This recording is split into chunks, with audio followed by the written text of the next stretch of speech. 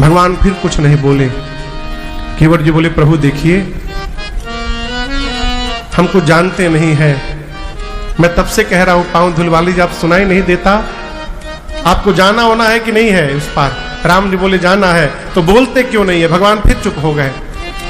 अब केवट जी के समझ में एक बात आई, क्या? केवट जी भगवान को चारों ओर से घूम घूम कर देखने लगे।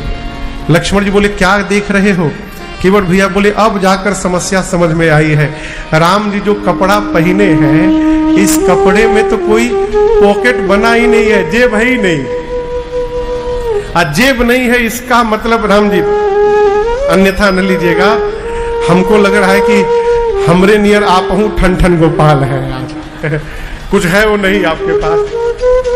अब मैंने अपनी इतनी देंगे उससे घर में भोजन जाएगा और आपके पास देने के लिए कुछ है नहीं, इसी संकोच में नहीं बोल रहे हैं ना कि क्या दूंगा, यही बात है ना। एक बार पहले बोल दिए होते राम जी, चलिए कोई बात नहीं, आपको इस दबाव से भी मुक्त करता हूं। भाई बाप हमेशा सुने होंगे कि भगवान भक्त को दबाव से मुक्त करते हैं, ये पहली घटना है जहां भक्त ने भगवान को दबाव से मुक्त किया है। केवट जी कहते मैं दबाव ना लीजिए प्रभु, मुक्त करता हूं।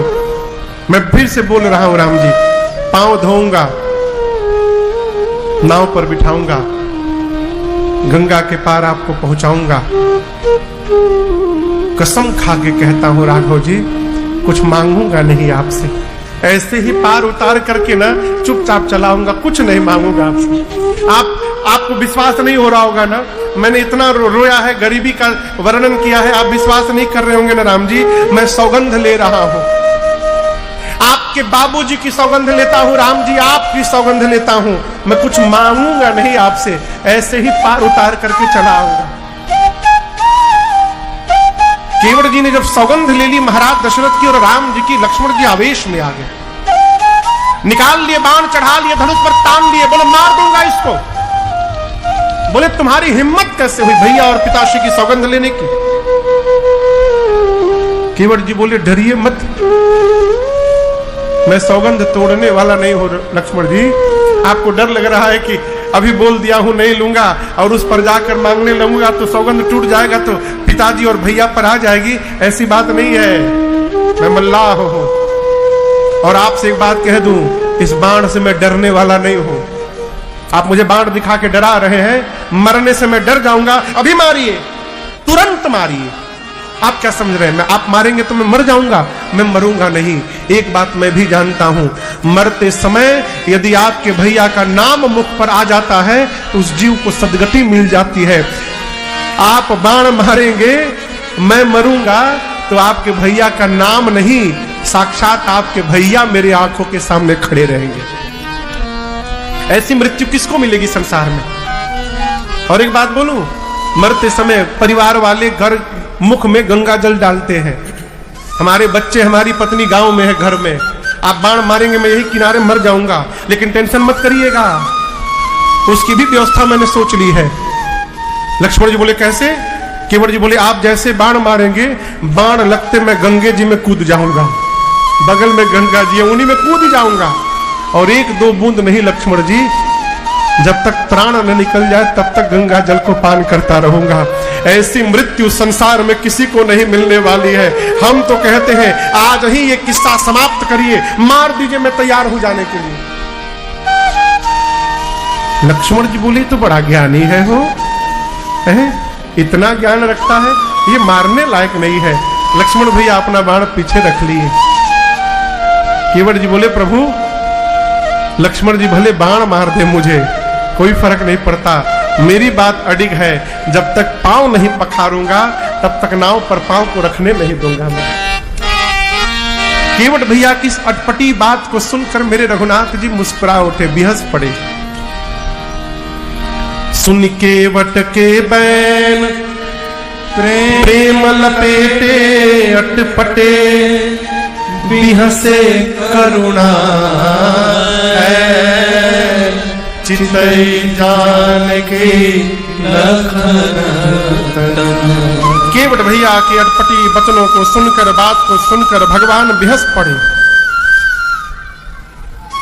और एक बात समझिएगा, आपसे निवेदन करूं, भगवान मुस्कुराते तो रहते हैं, लेकिन भगवान बिहसते जल्दी नहीं है। भगवान कब बिहसते हैं? जब सामने वाले के भीतर भगवान अलौकिक प्रेम का दर्शन करते हैं तो भगवान बिहस पड़ते हैं। किस प्रेम का दर्शन करते हैं? अलौकिक प्रेम। किस प्रेम का दर्शन करते हैं? अलौकिक, लौकिक नहीं, अलौकिक। अब आप समझिएगा ये लौकिक और अलौकिक क्या है। लौकिक प्रेम हम और आप करते हैं भगवान से, क्या? जब जाते हैं मांगते रहते हैं, प्रभु ये दे दीजिए, प्रभु वो दे दीजिए। अलौकिक प्रेम वो है माई बाप, जहां मांग नहीं होती, जहां अर्पण होता है, जहां चाह नहीं होती, जहां तर्पण होता है, जहां कोई आशा नहीं होती, केवल समर्पण होता है, वो अलौकिक प्रेम है। और वो केवट जी के भीतर दिखाई पड़ा। केवट जी ने कहा मुझे कुछ चाहिए ही नहीं आपसे, ऐसे ही पार उतार दूंगा। भगवान सुनकर हंसे और भगवान ने आदेश दिया, कृपा सिंधु बोले मुस्काए, कृपा सिंधु। पत्नी पूछी घेरना क्यों है? केवट जी बोले 2 घंटे से खड़ा किया हूं, 2 घंटा भी और खड़ा रखना है उनको, इसलिए घेर करके बैठ जाना। केवट जी का परिवार आया, बंदी के चरण चहुदेसी बैठे घेरी। भगवान को चारों ओर से घेर कर केवट भैया का परिवार बैठ गए। केवट भैया छोटा सा कठौता घर से लिए, जल भरकर गंगा जल आए। लक्ष्मण भैया कठौता का साइज देखते आग बबूला हो गए। बोले भैया देखिए, जानबूझकर छोटा लेकर आया है। केवट जी बोले लक्ष्मण जी, छोटा आदमी का सब सामान छोटा होता है, आप मेरी आंख से देखिएगा तो यही बड़ा दिखाई देने लगेगा आपको। इतना छोटा कठौता था कि उसमें एक बार में एक ही पांव आए भगवान का। दाहिना पांव राम जी रखे, केवट भैया रगड़ के धोए, अब पूरा पानी पी गए। हे प्रभु बायां बाकी है, अभी फिर लेके आ रहा हूं। दोबारा जल लाए, बायां पांव धोए, और धोने के बाद अब कठौता से भगवान का पांव बाहर ही ना निकाले। राम जी बोले क्यों नहीं निकाल रहे हो? केवट जी बोले प्रभु एक भूल हो गई हमसे। क्या कर दिए? बोले प्रभु दाहिना पांव धोया था, आप फिर नीचे रख दिए, फिर उसमें धूल लग गया। राम जी बोले ऐसे तो तुम जितनी बार धोगे उतनी बार लगेगा। बोले अब नहीं लगेगा प्रभु, बायां वाला धोया हूं, इसको आप मेरे गमछे के ऊपर रख दीजिए, धूल नहीं लगेगा। अब दाहिने वाले को एक बार और धोना पड़ेगा प्रभु। लक्ष्मण जी बोले राम जी से, भैया अब ये बहुत हो रहा है, अब ये डबल कर रहा है देखिए। राम जी बोले अच्छा चलो एक बार और जाओ जल लेके आओ। तीसरी बार जल लाए, धोए, पूरा पानी पी गए। अब भगवान केवट जी के गमछे पे खड़े हैं। लक्ष्मण जी बोले हो गया ना जो तुम चाहते थे, अब नाव पर बिठाओ ले चलो। केवट जी बोले प्रभु, कुछ बोले केवट जी ना, केवट जी बोले प्रभु ये हमारा छोट छोट लड़का हमारा मुंह देखने थोड़ी आए हैं यहाँ पर, एक बार यदि और पांव धुला लेंगे तो थोड़ा इनको प्रसाद मिल जाएगा। लक्ष्मण बोले क्या बोले? 3 बार तुम पिए हो तब बच्चों की याद नहीं आई? केवट जी बोले पहले हमारा पेट भर जाए तब ना इनके भरने के बारे में सोचे। प्रभु 3 बार में मैं भर गया हूं, एक बार और धुला लीजिए नाथ। भगवान बोले जाओ लाओ। चौथी बार गए, जल लाए, धोए, और पूरे बच्चों के मुख में अपने हाथ से भगवान का चरणामृत डालकर सबको पिलाए, और भगवान के सामने अपने पूरे परिवार को केवट भैया ने मुक्त कर दिया। वहीं पर सब भगवान के परम धाम के अधिकारी हो गए। लक्ष्मण जी अब सबको पिलाने के बाद जो थोड़ा सा बचा था पानी, केवट जी जैसे पीने के लिए तैयार हुए, लक्ष्मण जी हाथ पकड़ ले, रुको रुको रुको, याद कर लो तुम्हारे घर का कोई बाकी तो नहीं है अभी, सब हो गया, कोई नहीं छूटा है, नहीं कोई नहीं, अब पियो। पी लिए। लक्ष्मण बोला अब ले चलो। केवट जी हाथ जोड़कर बोले गांव वाले प्रभु,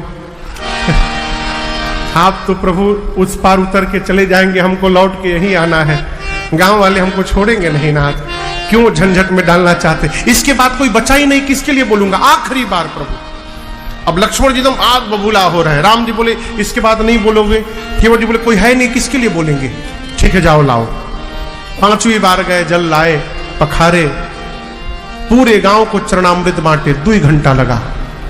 सरकार बांटते बांटते उनका एक दोस्त खेत में काम कर रहा था, खेत में चले गए चरणामृत देने। 1.5 घंटा से लक्ष्मण जी राम जी खड़े गंगा किनारे, केवट जी गायब। लक्ष्मण भी आग बबूला, केवट जी के लड़का से पूछे कहां है तुम्हारे बाबूजी? लड़का बोला हम का जानी है? भारत के गांव देश की आत्मा है। रोजगार योजनाएं ग्रामीणों को काम तो देती है, पर अब बदलती जरूरतों के साथ गांवों को चाहिए नई दिशा। मोदी सरकार 2 घंटा बाद बांटते नाचते उधर से केवट जी आए। लक्ष्मण जी बोले एक शब्द नहीं बोलोगे अब तुम, नाव पर बिठाओ उस पार ले चलो। केवट जी सोचे अब बोलूंगा तो मार देंगे, पक्का मार देंगे। केवट जी अब राम जी से बोले प्रभु क्या है?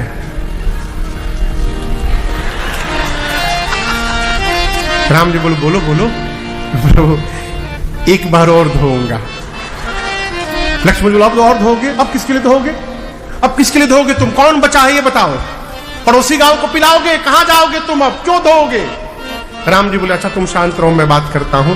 राम जी बोले केवट बहुत विलंब हो रहा है, कब से हम लोग खड़े हैं पार जाने के लिए।